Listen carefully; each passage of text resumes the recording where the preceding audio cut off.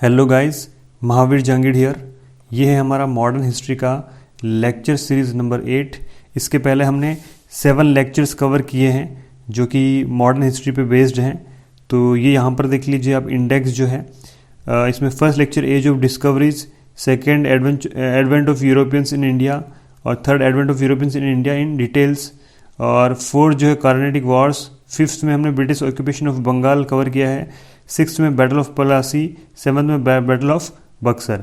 आज हम जो 8th लेक्चर जो कवर कर रहे हैं उसमें होगा एंग्लो मैसूर वॉर। तो सबसे पहले हम मैसूर का लोकेशन देख लेते हैं। ये देखिए, ये इंडिया का मैप है और ये इंडिया के मैप में यहाँ पर देखिए साउथ में ये जो है ये मैसूर है। एक्चुअल में ये जो मैप में ये थोड़ा छोटा बताया गया है, मैसूर बाद में बहुत एक्सपांड कर जाएगा और इतना बड़ा हो जाएगा मैसूर पूरा, ठीक है। तो ये मैसूर है और मैसूर में जो वॉर होते हैं अलग अलग, तो ये हमारे गवर्नमेंट एग्ज़ाम्स के पॉइंट ऑफ व्यू से बहुत ज़्यादा इम्पोर्टेंट है, तो इसीलिए हम ये टॉपिक कवर कर रहे हैं। तो चलिए आगे बढ़ते हैं। सबसे पहले मैसूर जो है, मैसूर के बारे में आप एक चीज़ जान लीजिए, ये एकदम स्टार्टिंग से इंडिपेंडेंट नहीं था। पहले यहाँ पर मैं जब जैसे आपको बताऊँ, देखो यहाँ पे जो मैप जो है, यहाँ पे ये विजयनगर एम्पायर था, ठीक है, विजयनगर एम्पायर था। और इसका जब डिक्लाइन होता है तालीकोटा वॉर के बाद में, तो यहाँ पर जो मैसूर जो है, मैसूर करके यहाँ पे छोटा सा एक इलाका होगा। यहाँ के राजा कृष्णा राजा चिक्का जो है वो यहाँ पे अपना शासन इस्टेब्लिश कर लेंगे और ऐसे बढ़ते बढ़ते आगे फिर ये बड़ा एक मैसूर टेरिटरी बन जाएगा। तो देखिए यहाँ पे एंग्लो मैसूर वॉर। तो एंग्लो मैसूर वॉर, मैसूर को समझने से पहले हम थोड़ा विजयनगर एम्पायर के बारे में समझ लेंगे ताकि कनेक्टिविटी बनी रहेगी। अगर आपको कहते हैं कि मैसूर के जो भी फर्स्ट जो रूलर है, जैसे मैं कहूँ अगर Haidar Ali was the founder of Mysore state, तो ये रॉन्ग हो जाएगा। तो इसको समझने के लिए हमें थोड़ा विजयनगर एम्पायर थोड़ा समझना पड़ेगा, ठीक है। जैसे ये इंडिया है और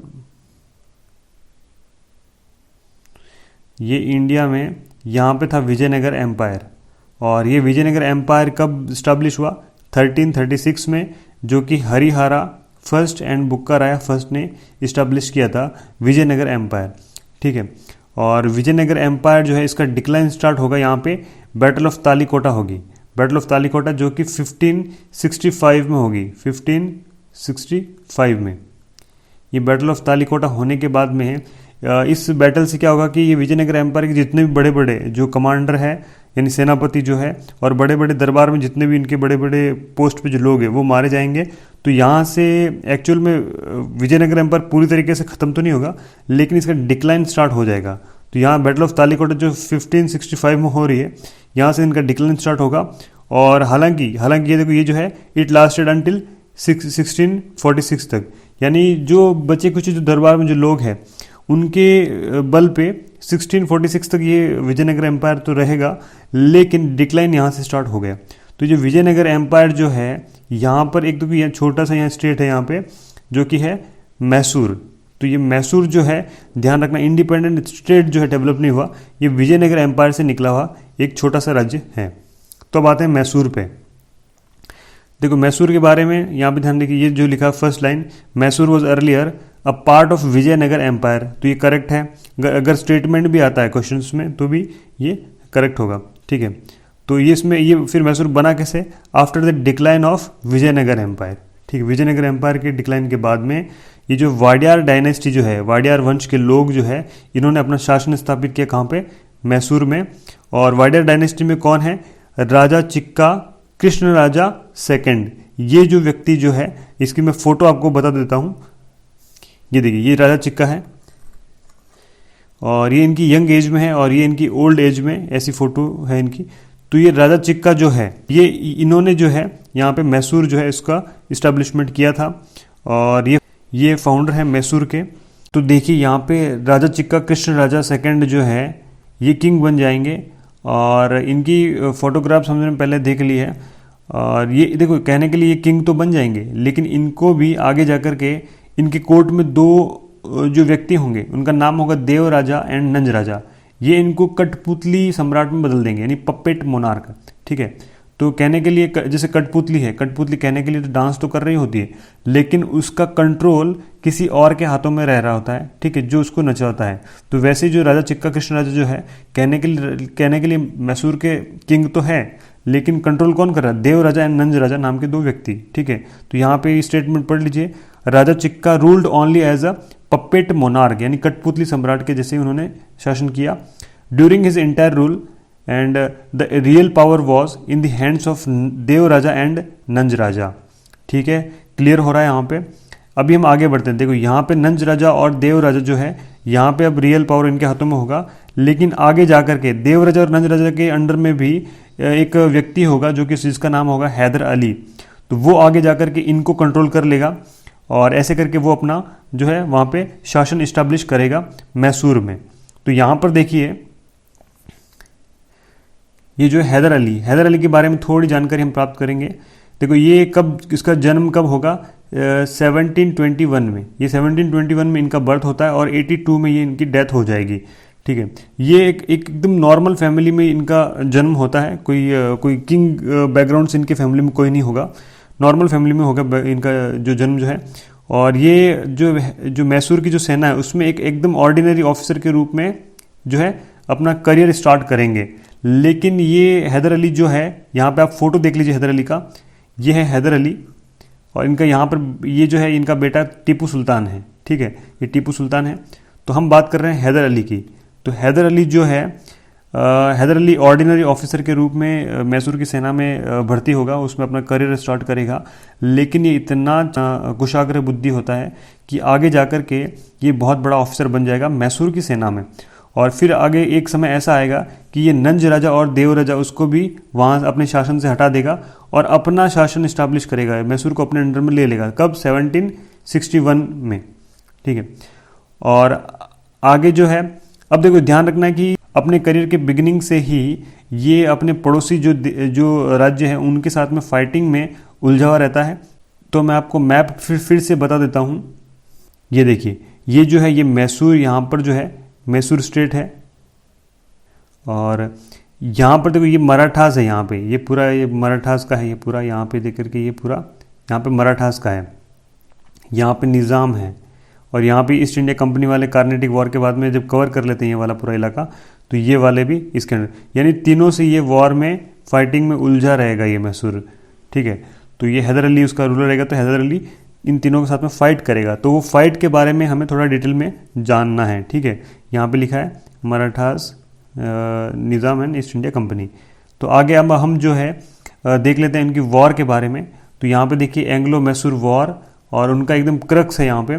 तो फर्स्ट वॉर जो है, फर्स्ट वॉर कब स्टार्ट होगा? 1766 में और जो कि चलेगा 1769 तक। अब इसमें कौन कौन इन्वॉल्व है देखिए, यहाँ पे हैदर अली है, ठीक है, एक साइड से, उसके साथ में मराठास भी है, निज़ाम्स भी है। फिर से आ रहा हूँ मैं मैप पे, यहाँ पे देखिए हैदर अली जो है यहाँ पे अपना उसका यहाँ पे शासन है। ये क्योंकि बहुत कुशाग्र बुद्धि है, ये मराठास को अपने साइड में कर लेगा। ये बताएगा ईस्ट इंडिया कंपनी वाले हम सबको जो हरा करके यहाँ शासन इस्टेब्लिश करेंगे और अपना राज्य हड़प लेंगे। तो ऐसे करके ये मराठास को अपने साथ में ले लेता है। और यहाँ पे देखो ये मराठास निज़ाम से एक साइड में है और वर्सेस ईस्ट इंडिया कंपनी दूसरी साइड में है। अब ईस्ट इंडिया कंपनी के साइड से कमांडर कौन है जो कि हैदर अली से फाइट कर रहा है? वो है वेरलेस्ट। ये इंपॉर्टेंट है गाइस, ध्यान रखें। तो अभी इनका देखो, इनका ये जो फर्स्ट वॉर जो है इसका रिजल्ट क्या होगा? तो यहाँ पे हैदर अली जीत जाएगा, हैदर अली वॉन, हैदर अली जीत जाएगा और ट्रीटी ऑफ मद्रास होगी। ट्रीटी ऑफ मद्रास, मद्रास क्यों? क्योंकि मद्रास रीजन में वो ट्रीटी हो रही है, मद्रास क्षेत्र में वो ट्रीटी हो रही है, इसलिए इसको नाम दिया गया ट्रीटी ऑफ मद्रास, यानी मद्रास की संधि इसको हिंदी में कहेंगे। अब आते हैं गाइस हम सेकंड जो है एंग्लो मैसूर वॉर पे, जो कि स्टार्ट हुआ था 1780 में और 84 तक ये चला है वॉर। और इसमें कौन कौन इन्वॉल्व है? हैदर अली है और उसके बाद में मराठास है और निज़ाम्स भी है। गाइस यहाँ पे ध्यान रखना है कि सेकंड जो है एंग्लो मैसूर वॉर जो है, इसमें स्टार्टिंग में तो तीनों होंगे, हैदर अली होगा, मराठास होंगे, निज़ाम्स होंगे, लेकिन हैदर अली की नेचुरल डेथ हो जाएगी। कब? 1782 में। वॉर चल रहा है 84 तक, लेकिन यहाँ बीच में अगर मैं बात करूँ 82 में इनकी डेथ हो जाएगी, नेचुरल डेथ, फाइटिंग में नहीं मरेंगे। और यहाँ पे इसके बाद में देखो यहाँ का जो है ये वॉर है, इसका अभी कमान संभाल लेगा उनका बेटा जो कि नाम है टीपू सुल्तान। तो हम टीपू सुल्तान देख लेते हैं। देखो ये है टीपू सुल्तान, ठीक है, ये टीपू सुल्तान है, ये हैदर अली का बेटा है। ठीक है, ये आगे जाकर के ये जो है मैसूर जो है वॉर को कमान अपने हाथ में संभाल लेगा। इसके सामने ईस्ट इंडिया कंपनी की साइड से कौन है? Warren Hastings. यहाँ पर वॉरेन हेस्टिंग्स क्या करेगा कि जो बीच का समय है कि जो हैदर अली की डेथ हो रही है और टीपू सुल्तान अपना जो है ये कमान संभाल रहा है, तो ये बीच के टाइम में ये मराठास के साथ में और निज़ाम के साथ में कुछ संधि कर लेगा, कुछ एग्रीमेंट कर लेगा कि आप जो है मैसूर को हराने में हमारा साथ दीजिए। हम जो है यहाँ आपको जो है कुछ इलाके जो है, यहाँ पे देखिए मैप में कि हम जो है अगर मैसूर को जीतेंगे तो यहाँ का इलाका जो है ये मराठास को दे देंगे, ये वाला इलाका जो है ये हम निज़ाम्स को दे देंगे और कुछ इलाका हम रख लेंगे। तो ऐसे करके ये क्या करेगा, मराठास और निज़ाम्स को तोड़ देगा इनके जो गठबंधन से, और वो अपने साइड से मिला लेगा। तो अभी जो सेकंड एंग्लो मैसूर वॉर में ध्यान रखिए, स्टार्टिंग में मराठा और निज़ाम्स किसके साइड से है? हैदर अली के साइड से है। लेकिन अब बाद में क्या होगा, टीपू सुल्तान जैसी कमान संभालेगा तो ये मराठास और निज़ाम्स आ जाएंगे जो है ईस्ट इंडिया कंपनी के साइड से। ठीक है, अब इसमें रिजल्ट क्या होगा? इसमें रिजल्ट देखिए, ये वॉर एंडेड विद इक्वालिटी, यानी मतलब कोई भी नहीं जीतेगा, एक समानता पर ये वॉर जो है एंड हो जाएगा। और ये जब वॉर एंड होगा, दोनों ही थक चुके होंगे दोनों ही पार्टीज, तो ये ट्रीटी ऑफ मंगलोर होगी। गाइस ध्यान रखना, ये ट्रीटीज और ये जो गवर्नर के नाम जो है ये आपको याद रखना है, काफ़ी इंपॉर्टेंट है। फर्स्ट वाला जो वॉर हुआ उसमें है ट्रीटी ऑफ मद्रास, अब सेकेंड वाले में ट्रीटी ऑफ मंगलोर। अब आते हैं थर्ड एंग्लो मैसूर वॉर पर। ये third Anglo Mysore war start होगा 1790 में और चलेगा 92 तक। इसमें कौन कौन इन्वॉल्व है? इसमें देखो, इसमें टीपू सुल्तान होगा मैसूर के साइड से, और वर्सेस ईस्ट इंडिया कंपनी के साइड से होगा लॉर्ड कॉर्नवालिस। और इसमें रिजल्ट क्या आएगा? ईस्ट इंडिया कंपनी वाले जीत जाएंगे। तो यहाँ पे रिजल्ट देखिए, ईस्ट इंडिया कंपनी वॉन। अब ईस्ट इंडिया कंपनी जीतने के बाद में एक ट्रीटी करेगी जो ट्रीटी ऑफ सेरिंगपट्टनम होगी, यानी सेरिंगपट्टनम स्थान पे वो ट्रीटी होगी, इसलिए नाम दिया गया इसको सेरिंगपट्टनम। अब गाइस ध्यान रखना कि जब भी इंडियन रूलर्स जो जीतते थे तो इनकी ट्रीटी होती थी, लेकिन कंडीशंस ज़्यादा कुछ होती नहीं थी।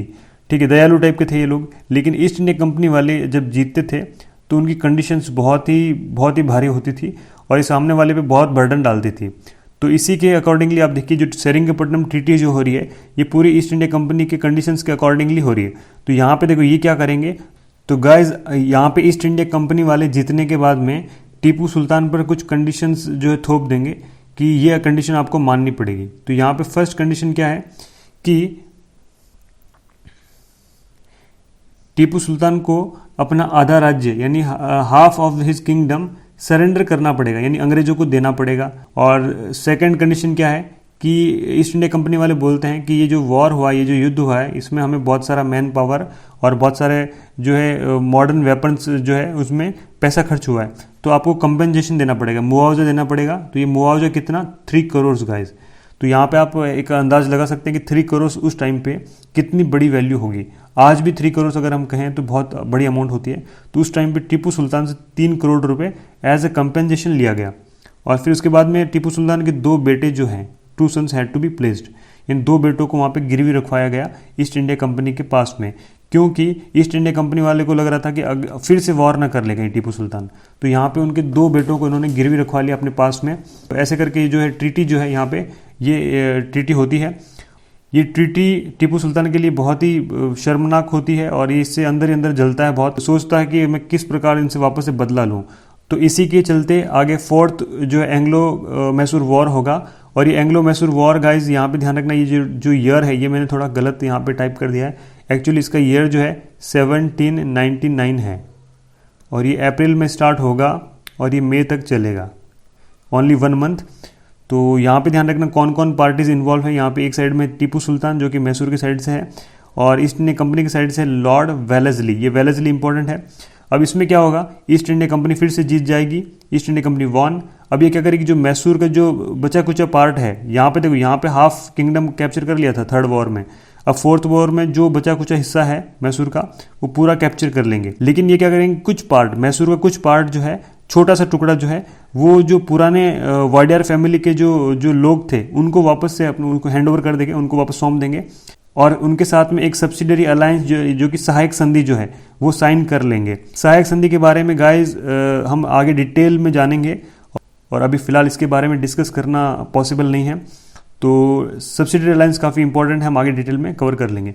तो अभी आपको ध्यान रखना है कि ये जो है ये फोर्थ जो है एंग्लो मैसूर वॉर में टीपू सुल्तान इसकी डेथ हो जाएगी, टीपू सुल्तान डाइड। ठीक है, तो अब हम जो है आगे कुछ क्वेश्चंस जो है डिस्कस कर लेते हैं। तो चलिए आगे बढ़ते हैं। ये देखिए first question, what was the chronology of first Anglo Mysore war, यानी एंग्लो मैसूर वॉर जो फर्स्ट हुआ उसके ईयर के बारे में पूछ रहे हैं। तो इसका आंसर दीजिए, बी इसका सही आंसर है। Second question, when did Haidar Ali sit on the throne of Mysore, throne of Mysore यानी कब ये राजा बना, कब किंग बना। तो इसका आंसर दीजिए, बी सही आंसर है, 1761। Third question, who was the British governor general during first Anglo Mysore war. तो ये मैंने पहले ही बताया था कि ये जो गवर्नर जनरल है ये इंपॉर्टेंट होते हैं। तो फर्स्ट जो है एंग्लो मैसूर वॉर की बात हो रही है, तो यहाँ पे कौन होगा, लॉर्ड वेरलेस जो है होगा। तो यहाँ पे आपको ध्यान रखना है। और अभी question number 4, where is the tomb of Tipu Sultan located. Tipu Sultan का एक फेवरेट टॉम्ब था, वो कहाँ पर था, यह है सेरिंगपट्टनम में guys. Question number 5, what is the correct order of the Indian states annexed by the British, यानी ब्रिटिशर्स ने जो भारतीय राज्यों को उनके ऊपर कब्जा कर लिया, उनका सीक्वेंस क्या रहा है। इसका सीक्वेंस गाइज मैं आपको फिर से दिखा देता हूँ, हमारे इंडेक्स में ही छुपा है। ये देखिए यहाँ पे जो है ये बंगाल जो है ब्रिटिश ऑक्यूपेशन ऑफ बंगाल, ये फर्स्ट इसको कैप्चर करेंगे, फिर मैसूर को, फिर मराठास, फिर सिक्स पंजाब, ऐसे। ठीक है ना, तो ये आप समझ सकते हो कि ये सीक्वेंस देखो, ये इंडेक्स से ही यहाँ पे क्वेश्चन बन गया है, तो आपको थोड़ा ध्यान रखना है यहाँ पे। तो इसका करेक्ट सीक्वेंस क्या होगा, बी होगा। 6th question, under which of the following states was Haidar Ali serving as a फौजदार। तो यहाँ पे ध्यान रखना, मैसूर जो है, मैसूर में एक छोटा सा इलाका था जहाँ का फौजदार था हैदर अली। ठीक है, तो वो कौन सा इलाका है, तो वो डिंडिंगुल है। Question number 7, who founded Jacobin club at Seringapatam in 1797। तो जैकोबिन क्लब ध्यान रखना है कि गाइस टीपू सुल्तान जो है जैकोबिन क्लब का जो मेंबर भी होता है, और वो वहाँ पे सेरिंगपट्टनम में उसका क्लब भी स्टैब्लिश करता है। तो इसका आंसर होगा C. 8th question, which of the following made a confederation against Tipu Sultan. तो मैंने पहले ही बताया था आपको, मराठास है, निज़ाम्स है और इंग्लिश है। तो इसका ए जो है करेक्ट आंसर होगा। Question number 9, which of the following native states was the first to introduce military training based on the European model. तो यहाँ पे मिलिट्री ट्रेनिंग जो कि यूरोपियन मॉडल पे बेस्ड होगी, ये सबसे पहले किसने, इंडिया में कौन से राज्य ने स्टार्ट की। तो इसका आंसर होगा guys Mysore. Question number 10, who were the signatories of the treaty of Mangalore. Treaty of Mangalore guys ध्यान रखना है कि स्टार्ट तो जो है अपनी ये सेकंड जो एंग्लो मैसूर वॉर के बाद में ट्रीटी ऑफ मंगलूर होगी, लेकिन इसमें ध्यान रखना है कि हैदर अली तो उसकी डेथ हो जाएगी, तो टीपू सुल्तान जब कमान संभालेगा तो जाकर के आगे ट्रीटी ऑफ मंगलौर होगी। यहाँ पर देख लीजिए, ये देखिए ये टीपू सुल्तान जो है ये करेगा ट्रीटी ऑफ मंगलौर, और यहाँ पे वॉरेन हेस्टिंग्स होगा, यानी ईस्ट इंडिया कंपनी की साइड से वॉरेन हेस्टिंग्स। तो यहाँ पे आप क्वेश्चन वापस से देख लें, ये देखिए इसका आंसर अभी क्लियर होगा आपको, ए है टीपू सुल्तान। अब आते हैं क्वेश्चन नंबर 11 पे, which of the following Anglo Mysore wars came to an end by the treaty of Seringapatam. Seringapatam तो मतलब सेरिंगपट्टनम ट्रीटी से कौन सी जो एंग्लो मैसूर वॉर है उसको खत्म की गई। तो यहाँ पे इसका आंसर जो होगा सेरिंगपट्टनम इन थर्ड जो एंग्लो मैसूर वॉर है, तो यहाँ पे देखिए थर्ड एंग्लो मैसूर वॉर का आंसर है। Question number 12, consider the following statements and mark the options which is correct. Correct क्या पूछ रहा है, इनकरेक्ट नहीं पूछ रहा है। तो यहाँ पे देखिए स्टेटमेंट्स आप पढ़ लीजिए। Lord Wellesley was responsible for the 4th Anglo Mysore war and British victory and death of Tipu Sultan. तो ये स्टेटमेंट सही है, बिल्कुल सही है। Second statement, Tipu Sultan initiated the policy of expansion of Mysore. तो ये भी सही है। तो यहाँ पे इसका आंसर जो होगा बी होगा, all of the above are correct. Question number 13, the term dastak, dastak implies. अब ये देखो दस्तक वर्ड यूज हुआ हिस्ट्री की बुक्स में, तो ये दस्तक क्या होता है, तो ये kind of a free pass होता है जिसमें ड्यूटी फ्री ट्रेड कर सकते हैं। तो that's all for today. Thank you very much.